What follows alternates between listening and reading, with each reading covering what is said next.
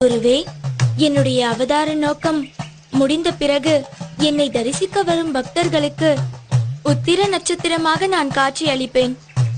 இதுவே நான் தங்களுக்கு தரும் குரு தட்சணை. வருகிறேன் குருவே.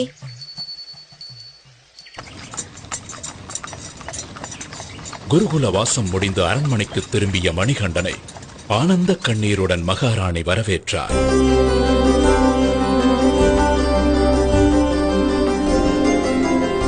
அண்ணா, தம்பி,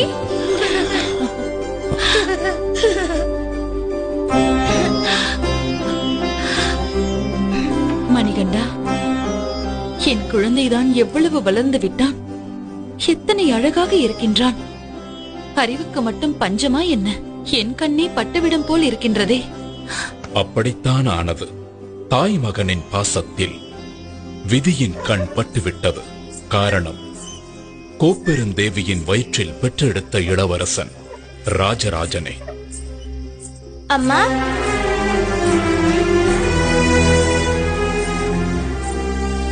இதனை கண்ட வஞ்சக எண்ணம் கொண்ட அமைச்சர் பெருமகிழ்ச்சி அடைந்தார்.